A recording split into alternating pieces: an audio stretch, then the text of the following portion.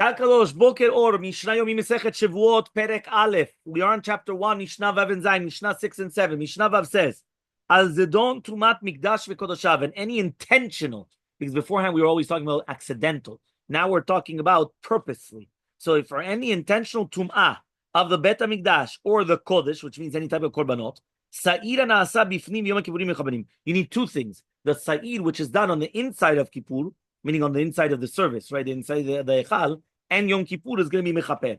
The al shar averot shebatorah and all the other averot in the Torah, hakalot v'achamurot, whether they're going to be strict or severe or not severe, right? As donot v'shkagot, purposely intentional or unintentional, hoda velo hoda, whether you knew or you were aware or not aware, haseh velo taseh, positive or negative, klitut mitop betin, whether it's going to be karet or mitop betin, Sa'id HaMishtaleach mechaper.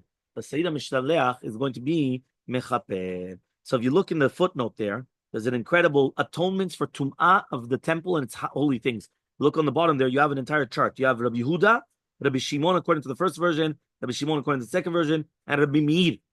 Right? So you have on the top, you have, what about if he's aware of the Tum'ah, both, right? Before and after. Aware of the Tum'ah before, not after. Aware of the Tum'ah after, but not before. Never aware of Tum'ah. Or tahor who ate tameh. So then in each one you have the halakha. So according to Rabbi Yehuda, the variable chatat offering, that's olev yored, right? That's a variable chatat, right? Which means it's a chatat, it goes up and down, right? If it's going to be aware of tumah before, not after, the inner goat of Kippur. The other way around, the outer goat of Kippur. If he was never aware, so it's the he goat of Shalosh Regalim and of Rosh Chodesh. And the tahor who ate tameh, the Seila Azazel.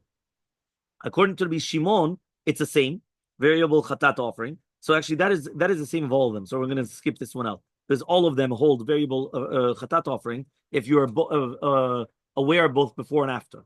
What about if you're only aware before and not after? So here it's the same thing. This is also the same as everybody. This is also the same inner he goat.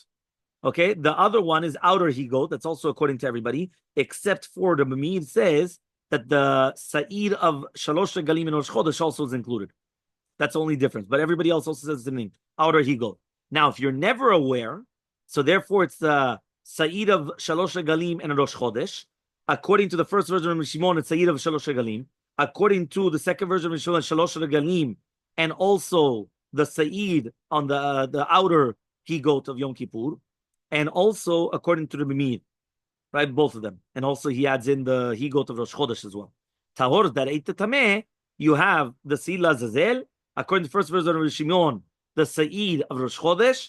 According to the second version, it's the Sa'id of Rosh Chodesh, Shalosh Regalim, and also the outer he goat of Kippur.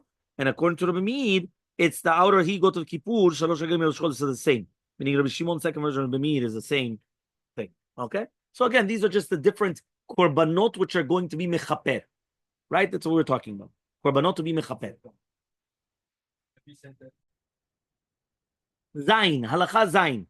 Echad Yisraelim ve'echad Kohanim ve'echad Kohen Mashiach. Whether the atonement is going to be brought about, whether it's going to be Yisraelim, which are non-Kohanim, Kohanim, or anointed Kohanim, which is going to be even a Kohen Gadol, right? They all receive the atonement through the Seila Zazel for all the other sins other than Tumat Kodesh and Kodesh. Meaning, the other than Tumat Kodesh, because that each one has its own specification, they're going to be atoned.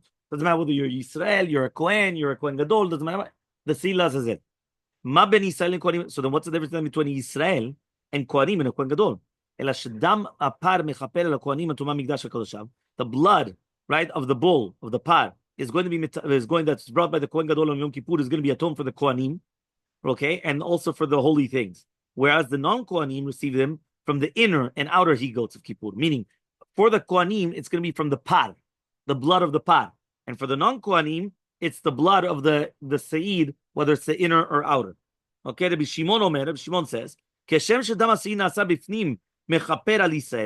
like the blood of the Sa'id, which is done inside, is going to be mechaper al Yisrael, so to the Damapar is also going to be mechaper al Kohanim. Right? What does that mean? That means he says over here that it's going to be the blood, right, which atones, and not the confession which is said over it. But the Kohen Gadol's confession of the bull must also atone for something. So what is it? So he says, just like the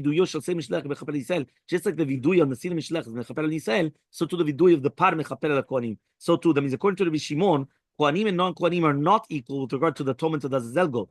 Rather, when the Azazel goat accomplishes it for the non-Kohanim, the confession over the Kohen Gadol's bull accomplishes it for the Kohanim. Okay, that means for the non-Kohanim, you need the Sil Azazel, and the Vidui is what does it for the Kohanim. And this we finish Perek Aleph of Masechet Shevuos.